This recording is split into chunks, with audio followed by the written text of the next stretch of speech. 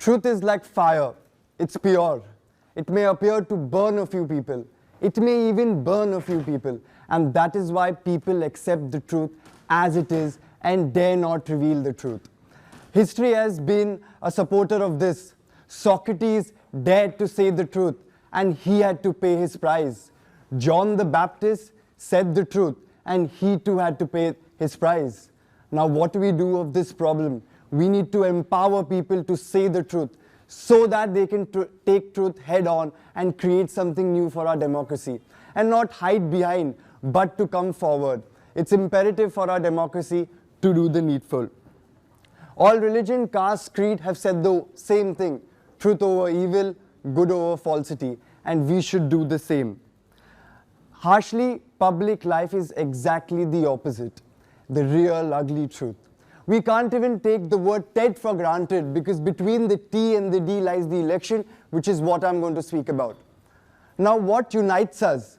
Is it wars? Is it flags? Is it anthems? Is it fear?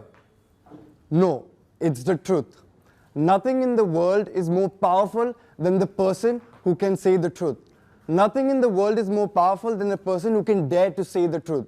No enemy can defeat it. It is the savior of all our stories, and the future and the present. Who better to lead us into a better future? Who better to tell us a new story? Now let me tell you a story about Indian democracy. We have 900 million voters, out of which more than 550 are young. 65% of India's population is young, and this population sadly does not care about voting and does not care about politics. Now what do we do about this? I have gone for several seminars and registered more than 6,500 people in the last Lok Sabha election. And I've come to the conclusion that it's not only about registration, it's got to do with the education behind it. So I have found the answer to the question that everybody's thinking about, which is why the youth does not participate in the electoral role. Now let me give you an example, and I'll go to explain each and every step why the youth of India, youth of Maharashtra don't register and don't vote. The first thing is uneducated voters. What I mean by uneducated voters is uneducated voters has nothing to do with what board you study from, where you study from, but it's got to do with what you understand about politics and the geopolitical situation of your state. I frequently say this: having uneducated voters is like loosening your belt to cure obesity.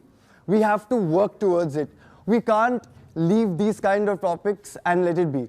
Let me put you all into a position that we all have faced in our lives. Having uneducated voters is like going to an examination without reading the questions, without understanding the questions, without solving past papers, but just going to an examination, blindly ticking the questions because you feel that is the correct one. Now this is harmful to the democracy. We need to make sure that we work this democracy. We need to make sure that we do something more than what's there. Going on to the second topic, which is voting and politics is politics. Now, this is one of the main reasons why the youth of India don't vote. There are two different things. When you go out to vote, you vote as a citizen of this country first, and then a supporter of a political ideology. So it's imperative for all of you all to understand the difference between the two, because when you go out to vote, you are a citizen first. So irrespective of what your political opinions are, you should always vote. Glory of India. We've all learnt about the history, we all learnt about the sacrifices that our forefathers did. But we've forgotten several things. Most important part being the fight that Lokmanya Tilak did for our nation. They fought for the right to vote. Someone fought and died for the vote that you have today. Don't give it up easy. It's imperative for all of us to understand that India has gone beyond time. As in the United States of America, women were not granted rights for 200 years. So India has gone way beyond that and made sure that every single thing is taken care of. So we need to do our bit. Of course, we cannot forget the contribution of Susan B. Anthony, who fought for the right to vote for each and every woman. We didn't have to do that here. So we should respect that and make sure we vote for a better democracy. Media. We all get influenced by media news. It may or may not be true, but news about corruption is easily available to all of us. And this is a factor that influences the young not to vote. Now, to this I would say speculation is a poor form of politics, and we should stick to what we know. It's important for us to always analyze this information before we participate in an electoral role, because that is what builds to a better democracy. It's our election. At the end of the day, we need to realize that there are 2,800 parties who contest an election, and they spend billions of rupees in an election, as opposed to 900 million voters. That is us, you and me. So we need to understand that we are more, and it's for us that they spend this money, it's for us that they do it. So we need to make sure that we take part in this role.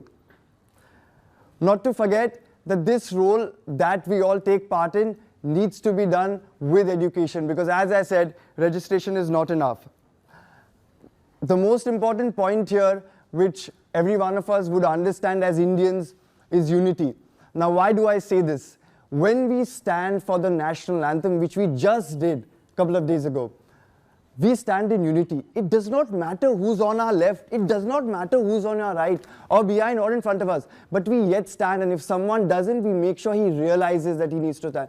Similarly is the power of vote, similarly is the election. All of y'all need to stand, because it's imperative to stand in unity during an election, because that is what will get us our democracy. And for democracy, we need to participate, because without it, it is not possible. The beauty about democracy is that you have a right to choose. The harsh reality is people don't care. This might sound a little harsh, but this is the reality, because nobody is interested by and large, and the only way one can come to conclusion is by understanding, and that is by education. The past generation didn't do it, but we need to make sure you are the future, you are the next generation, you are the ones that are going to vote in the coming years. So empower yourself, interpret, understand, and then vote. What is more important to understand here is it's not about the next election, it's about the next generation. If we today don't understand the importance, there is going to be no tomorrow.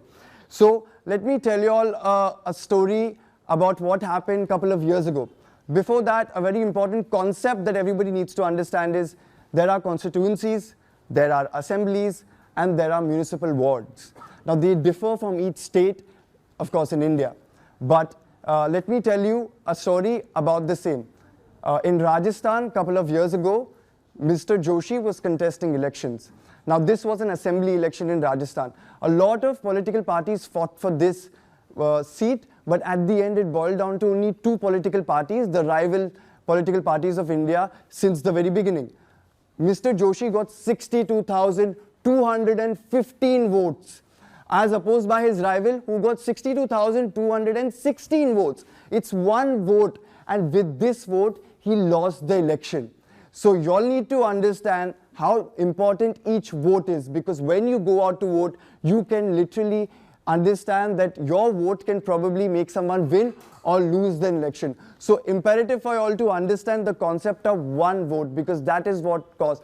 And when Mr. Joshi was asked, you all will be surprised now, when he was asked why you lost the election. Everybody has their own reasons, but here's what they came to conclusion. They said that his mother, his wife, and his driver abstained from voting because they were helping him the whole process of voting. So now you understand, voting is one thing that gets every single person at the same par. It does not matter who you are, which class you are from, but you all vote together. And that is what India is. India is people coming together from different parts of the state, different parts of cultures, different religion, caste, creed, religion. So we've been free, let's replicate that. We are a democracy, let's replicate that. So very important to understand. Now I can't do this alone. I've been doing it all this while. I need you to contribute. Let us start a better democracy, but let us start with one question. Do you have a voter's ID? Trust me, this one question will take you a long way. Now, I can't expect you all to directly jump into voting, but as Indians, I can tell you, let's start by voting, and let's start by the smallest habit. Let's vote for the smallest things that we have, whether it's in your house or anywhere, so that you create a habit for a better tomorrow. And let's all vote for this democracy, because we can change this world, and the youth is the tool to change the world. Thank you, and mark your presence this election.